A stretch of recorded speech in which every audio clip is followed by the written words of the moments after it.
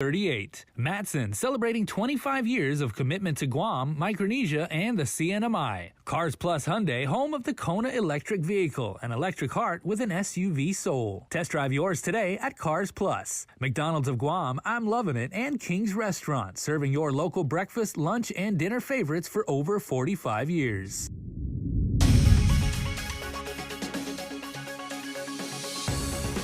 Ahead on primetime, Mount Carmel Church in Hoggett closed indefinitely. The Stand Your Ground bill goes up for a public hearing. And are we going to be paying more for power? The answer straight ahead. We are KUAM and you're watching Primetime. Half a day and good evening, everyone. Welcome to Primetime. I'm Tyler Matsinani. Glad you could join us. It's a place of worship and now the center of prayers, as Our Lady of Mount Carmel Church in Hoggett has been closed to parishioners following as the area staging the altar and sanctuary collapsed into the ground. This video gone viral. A parish member Tuesday night doing a routine check of the church, discovering the marble altar and surrounding sanctuary area caved into the ground. We just found this like this when we entered to the church this evening. Out of abundance of caution, Our Lady of Mount Carmel was closed, as was nearby Mount Carmel Catholic School. The Archdiocese of Agana is working to secure a structural engineer as soon as possible to conduct an assessment. Archdiocese spokesman Tony Diaz. Because the Archdiocese right now is in Chapter 11 reorganization, essentially bankruptcy, we would need to first get the approval of the bankruptcy court to procure such services. According to Hoggett Mayor Kevin Sasuico, he was helping plan several funerals after families were left having to find an alternate location to say their final farewell. The Hoggett Mayor's office is now working hand in hand with the Parish Center and the Office of the Governor and Lieutenant Governor to identify a temporary facility. It could be either our gymnasium or maybe even the Sagan Basita, or even the side of the church for now until we can figure out, and get an approval of some sort to utilize the inside of the church. The Mount Carmel Church was first dedicated in the late 1930s, while work on the permanent church began in the 50s. And according to local historian Malia Ramirez, it is one of the first churches, one of the first post-war. Ephod wood was extensively used in the church. According to church officials, it's suspected that when the church was rebuilt, it was not properly backfilled and the weight of the altar caused it to cave in.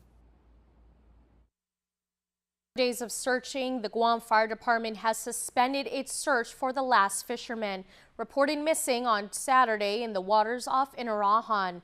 Initially, there were two, but one was pulled from the water on Monday. KUAM was able to confirm his identity as 23-year-old TJ Nington. Nington was best known for his trailblazing band, The Kids from Chook, or KFC, and his distinct high-top fade and falsetto voice. Local, federal, and private agencies participated in the search after the report was made to 911. GFD in a media release extends its sincerest condolences to the family and friends of the two fishermen. And now to day 5 of trial for Rudy Quinata, accused of murdering former Humatec Mayor Daniel Sanchez. Hannah Devanzo has the latest. He spent the day dodging law enforcement following the discovery of Daniel Sanchez's body inside of his home on April 3rd.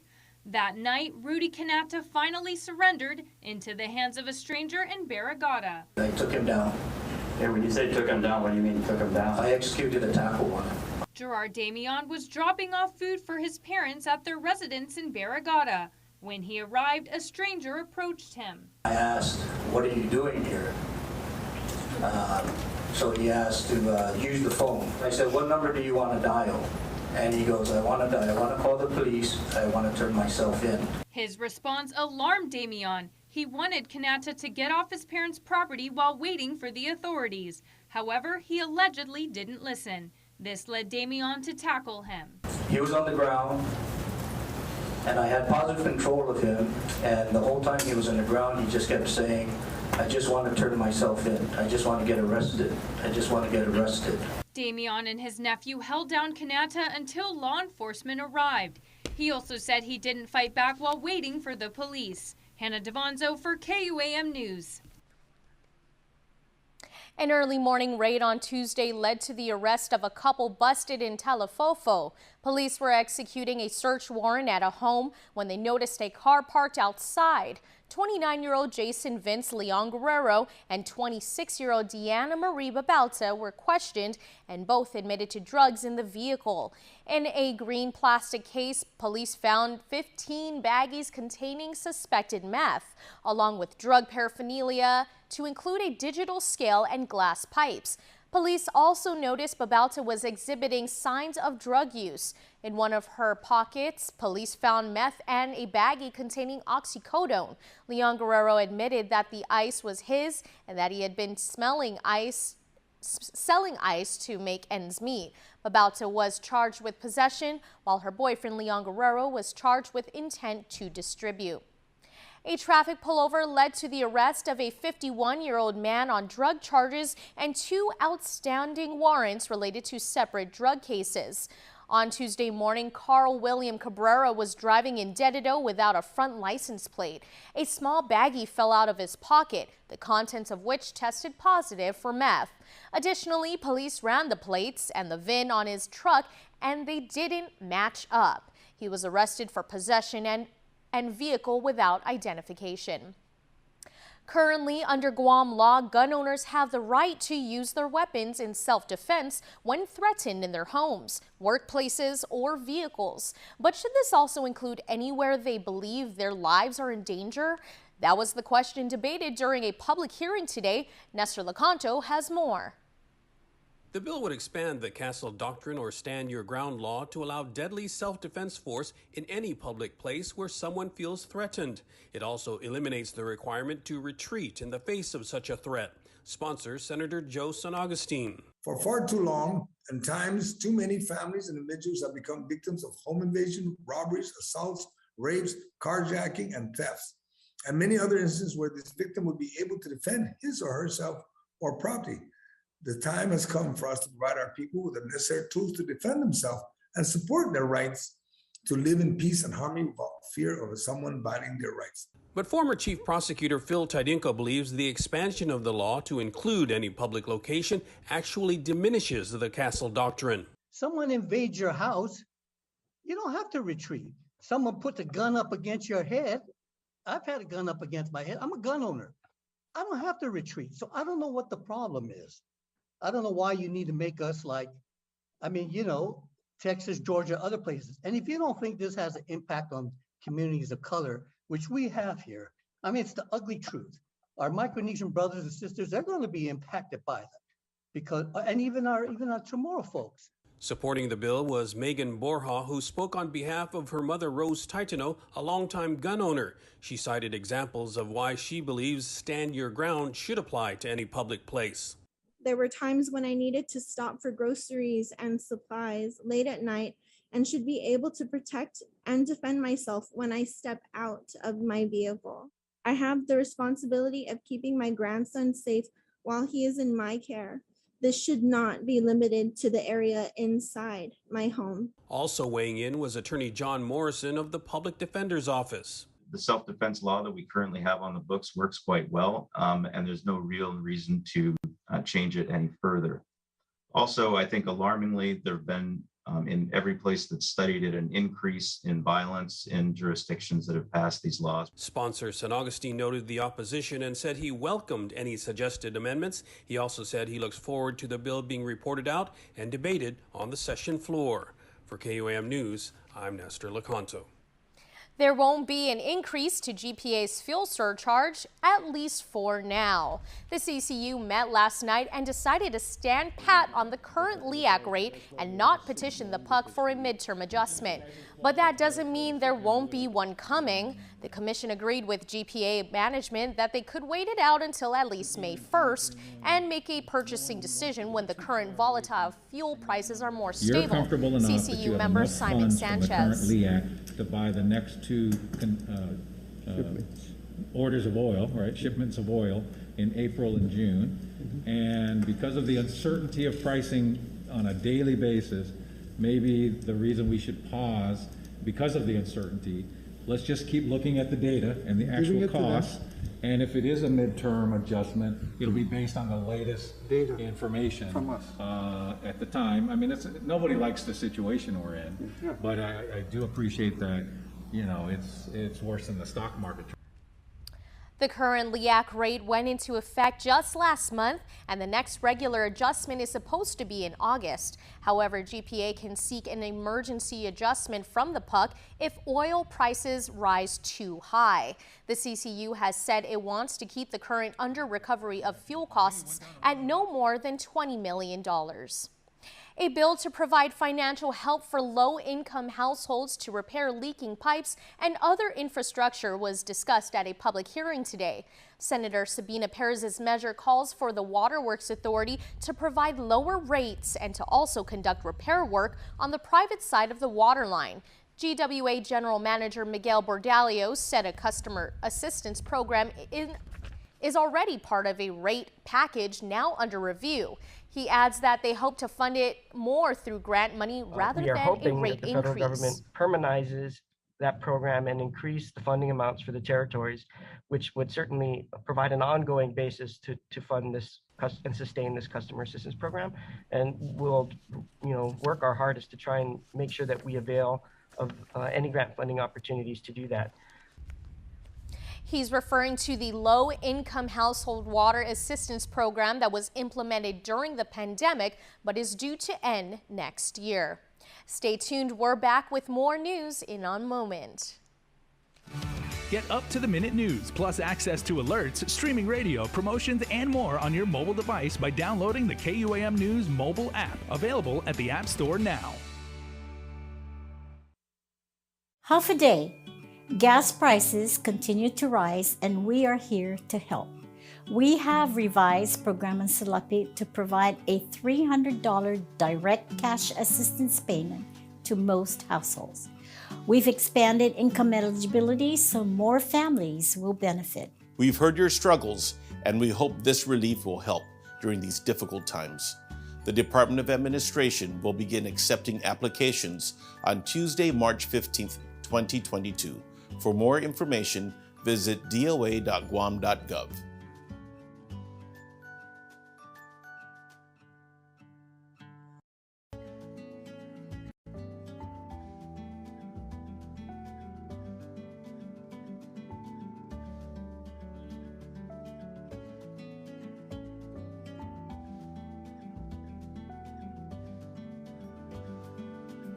This ad is paid for by the Office of the Governor using government funds. I'm stuck in this infinite time loop thing. I'm reliving the same day over and over again. I get to do whatever I want. Plus, nacho fries never leave the menu. She's violating the nacho fries limited timeline. Does that happen every day? Let's dip. Fry her now! What's happening? Let's get spicy! Look out!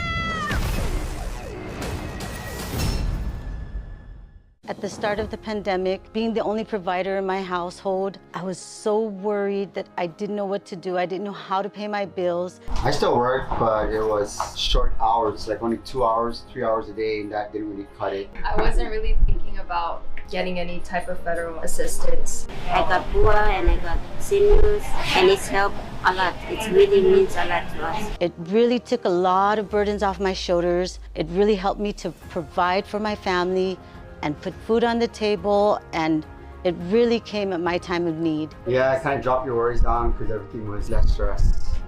I was able to stay at home with my son and not worry about having to work during the pandemic. Thank you for the federal fund. Thank you for the unemployment assistance. Thank you so much for the pandemic unemployment assistance. If you have any questions, please contact your congressman's office. This ad was paid for with official funds from the office of Congressman Michael F.Q. San Nicolas. Let us know what's up on our KUAM News WhatsApp tip line at 671-727-0094. Share information about what's happening in your town, on Guam or the CNMI, and what you want us to know. Reach us on WhatsApp at 671-727-0094. Welcome back. In regional news, CNMI Senate President Jude Hofschneider says the Senate will not be deterred amid growing backlash from some lawmakers over the apparent conflicts of interest in the Senate impeachment trial process for Governor Ralph Torres. The Senate President says he accepts the Speaker and Vice Speaker's decision to decline the House prosecutor role. Instead, he will wait for the House to suggest one lawmaker who he will appoint to the post. However, with or without a House prosecutor, he says the show will go on. Hofschneider discharged the special committee on impeachment hearing and will now preside over the trial. No schedule has been released. GDOE, in the meantime, will be enforcing Guam's truancy laws following the governor's executive order earlier this week. According to Acting Superintendent Erica Cruz, they anticipate seeing more students to return to the classroom as a result.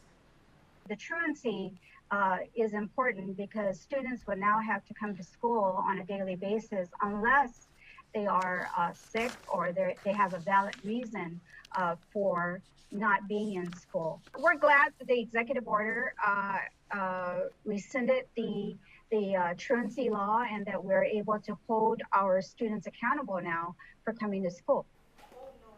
Since October, GDOE was tracking about 100 students who hadn't been attending classes daily. The law requires that public school students with 12 unexcused absences to appear before a judge.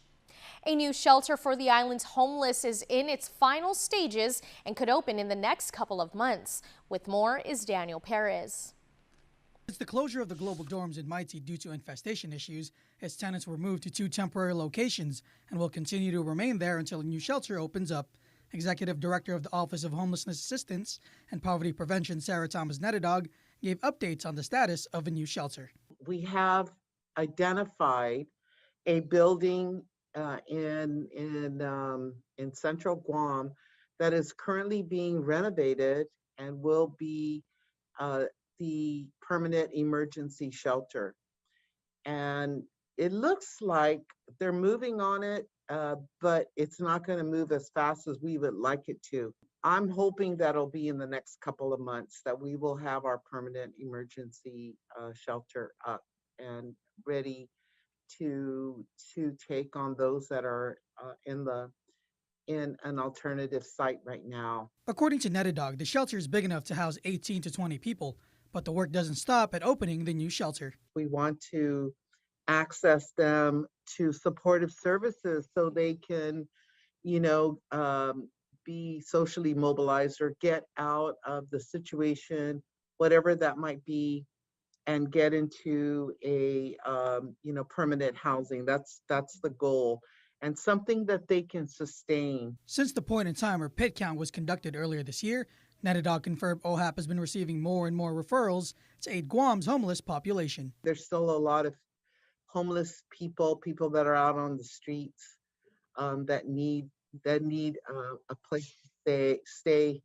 Most importantly for us, and that's our goal, is reunification with the families, because we want it to be something that is aligned with our culture and is going to be sustainable. Netadog hopes that reuniting those who are homeless with their families will be a permanent fix and not just something that will last for a few months. In the meantime, the location for the new shelter will be right here in the village of Hagåtña. Daniel Perez reporting for KUAM News. In part 3 of his series Pandemic at Work, Tomas Manglona examines the professional trades tool belt as demand is expected to explode in the next 2 years. And the numbers may surprise you. Here's more from Tomas Manglona. 11,000 positions. Going to be 11,000 positions that need to be hired in construction to finish whatever work we've already started. Jobs we've never seen before ready to burst onto the market on both sides of the military fence by 2025. GCA is bracing for impact. There are 50,000 displaced workers due to the pandemic. A lot of them are still scared of the virus or the adverse effects of going to work and bringing it home. So as we progress past it or learn to live with it, and as the conditions or the spread calms down, I do believe we're able to pull workers from industries that they might not have seen any actual career aspirations in. The need might be greater than ever. Even in a pandemic, the builders and fixers can't stop. Hotels, military needs, and government infrastructure project promises melding together. And there's more. The average pay rate in a trades field is far greater than the minimum wage. And it's a skill that's gonna last. While that number might be enough to have people take the risk and pick up a new tool belt, there's another figure they're watching. We have an aging workforce in construction. Average age actually in any one company is probably about 65 years old. So these guys, you know, they're gonna have to want to retire someday. So we need to reach out to our younger people. They're hoping that their Emerging Leaders program and educational outreach build the foundation for the next generation long after the COVID era. Tomas Manglotnia for KUAM News. A quick update on tax refunds. More will be paid out this week. The Department of Revenue and Taxation processed 2,880 tax year 2021 and prior income tax refunds totaling a little over $8.8 million.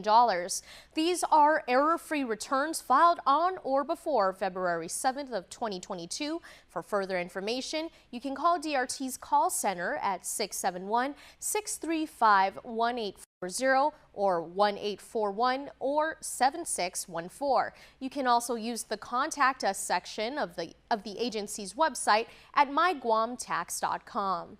Stay tuned. Up next, Dave Delgado with your roundup of local sports. And still to come, our Jason Salas continues his series on UOG's 54th Charter Day celebration. Keep it here to KUAM News.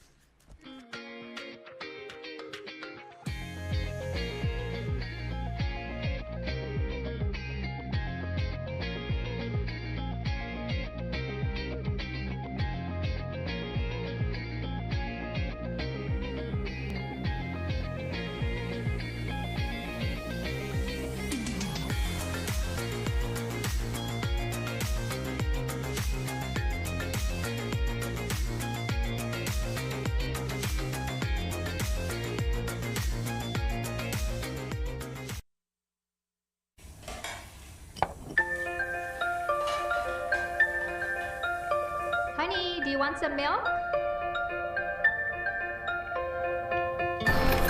Do you ever wonder how your favorite products make their way into your local stores? Most arrive on state-of-the-art Matson vessels that transport containers of food, household items, equipment, and supplies into the islands every week. Because we know that you depend on us, we work closely with our partners to ensure that our shipments arrive on time, all the time, so you can find your favorite products when you need them.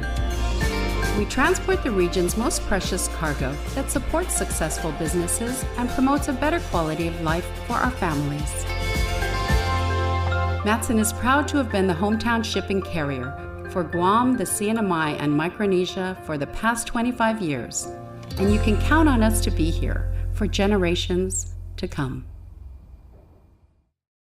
If you are a senior citizen or an individual with a disability who needs assistance in getting the COVID-19 vaccine, call 311 and press 2. A representative will be happy to assist you in scheduling a vaccination appointment, arranging transportation if needed, or arranging homebound vaccination service. Just call 311 and press 2. This public service announcement is made possible through the Guam Tri-Agency on Developmental Disabilities, UOG Center for Excellence in Developmental Disabilities Education, Research and Service, Guam Legal Services Corporation, Disability Law Center, and Guam Developmental Disabilities Council through the Administration for Community Living. Hey, Mars, good evening, man. Good morning. We like to say we're in the business of opening doors. Since first opening our doors in 1972, our love for our community has driven our legacy of service. We've seen paths to bigger and brighter futures. So, what are we saving for? School. We've seen the heart of our people. You ready for this? Yeah. We've seen our communities come together to help one another. We've seen passion become successful business plans. We've seen generations of families grow with us. Wow, that was easy. Wow. And when we think of all the doors we helped to open, we can't help but be reminded of the reason we're still here today. Our people.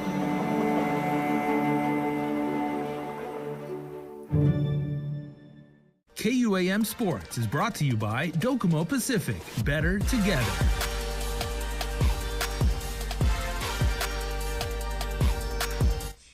Dave Delgado here for KUAM Sports. Thanks for watching. We get the show started tonight with news out of the Guam National Youth Football Federation as they prepare for the upcoming youth football season. Check it out. The Guam National Youth Football Federation will be kicking off their 2022 season on June 4th. There will be 3 divisions: Munha 6 to 8-year-old, Metgut 9 to 11, and Matua 12 to 14. The last time the league was active was back in 2019. We did adjust the weight so we can attract more players. We adjusted the ages. We did eliminate the high school. Yeah, everybody's excited. It's a goal for everybody. We're all trying to recruit right now. In fact, everybody's looking for players. And if you have any sponsors out there that want to sponsor a team, there's 9 different organizations. Some teams have already started practices. Anyone interested in signing up should contact their respective organization. We have 2 in the south. That's the Southern Cowboys. They're in Talafofo, based out of Talafofo. We have the Outlaws, based out of Santa Rita, Agate area. We got the Central with 4 different organizations. The Steelers are based out of Tamuning. The Crusaders out of Barragata, the Raiders, Mongmongtotu, Barragata, that whole area, Central, and then the Eagles, Back Road, Manila. Then you got the North with 3 different organizations. You got the Packers, they're based out of Jigo, same with the Broncos, Jigo, Dededo area, and the Angels. Good luck to Guam's cross-country mountain bike team as they head to Brisbane, Australia to compete in the Oceania Cycling Championships. Jake Jones, former Guam Road National Champion, Blade Bloss, under-23 standout, and newly signed pro cyclist with Euro Cycling Trips Pro Cycling Team. Edward Oringareng, multi-sport pro athlete, pro cyclist with Euro Cycling Trips Pro Cycling Team, will be representing Guam. The race will be held Sunday, March 27th on the Gold Coast. The race course is roughly 18 miles long and is a treacherous race course with rock drops and loose rocks along the route. Team Guam will be up against some of the best cross-country mountain bikers in the Oceania region. Some of the nations attending the race will be Australia, New Zealand, Singapore, and New Caledonia. Turning over to some soccer news, following a 3-day trial last month, Sang-Hoon Kim, GFA Technical Director of the men's program and head coach of the Matau Guam men's national team, as well as other national coaches, selected 23 players for the U14 squad and 6 reserve players as part of the Guam U14 boys national football team roster. The team trains 3 times per week at the GFA under Kim and coaches Ralph Awa, Noah Bamba, and James Okuhama. Future plans for the team include a friendly match with its Northern Mariana Islands counterparts in the summer and other opportunities for training matches. KUAM Sports is brought to you by Docomo Pacific. Better together.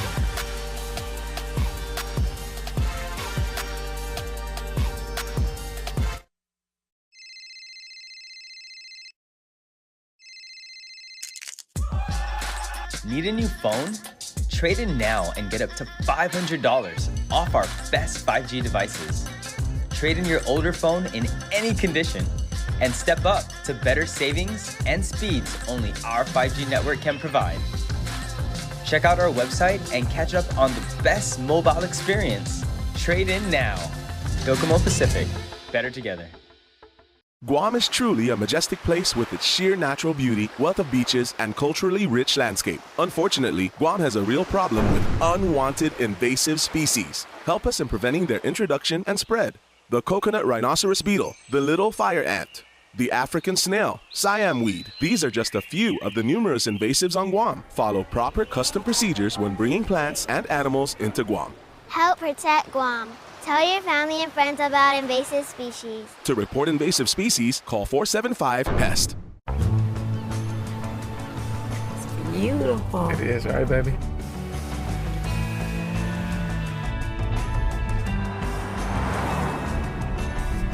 Dad, isn't that where we usually stop for gas? It's where we used to stop, but not anymore. But Isn't that the place with the milkshakes? Okay, all right, let's go. Good job, kids. Take your adventure further in the first ever Santa Fe Hybrid. For the first time in its rich history spanning 7 decades, the University of Guam is extending its traditional Charter Day to Charter Month. Because, let's face it, a single day isn't enough to contain the contributions UOG has made to not only Guam, but throughout the region in academics, training, and research. Here's Jason Salas with a look at transforming lives, advancing communities.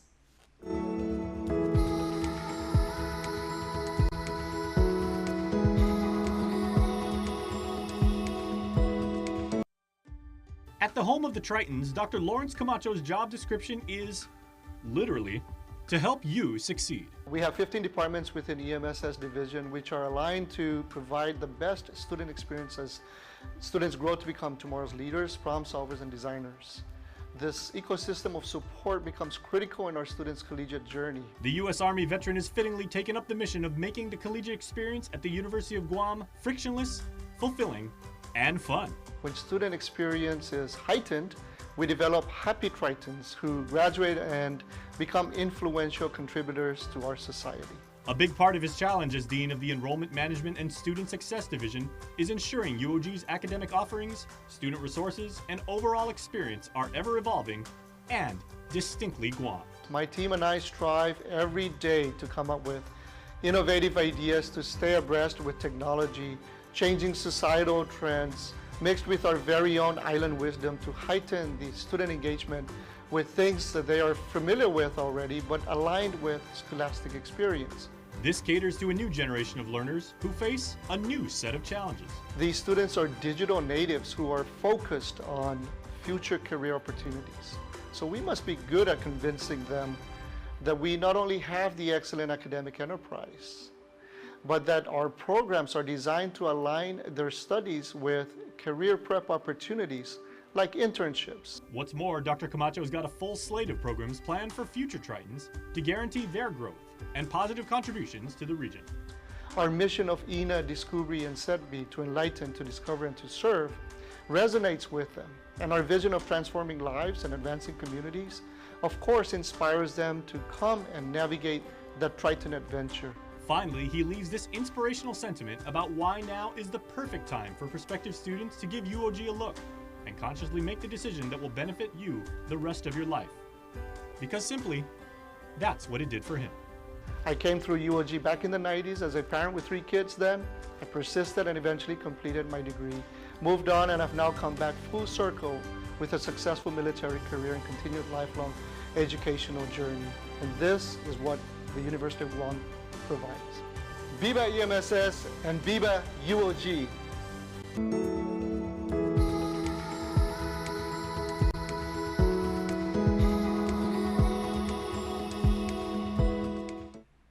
And Viva Tritons! We wrap up the show with our birthday shoutouts. Here's Jason Salas again with your birthday shoutouts. It is Wednesday, March 23rd, everybody. So, you ready to roll? All right, here we go. Happy birthday to Ryan Edward Camacho, and happy blessed birthday to Ryan. You are growing older, but will always be my baby boy. Mama said she loves you. And Mom, Dad, Shelly and Chris, Shashi and Jason, Queenie and Brandon, and all your plenty nieces and nephews are saying they love you and they adore you. So Ryan, from your KUAM family, from your Guam family, from the Pacific family, each and every one of us is proud to have you a part of this community, and we wish you and your family the very best birthday ever. Viva! Remember, you can be a part of the Cold Stone Creamery Birthday Club by checking out KUAM.com. That's all the time we have from all of us here at KUAM News, your news leader. I'm Tyler Matsinani. Have a safe evening, everyone.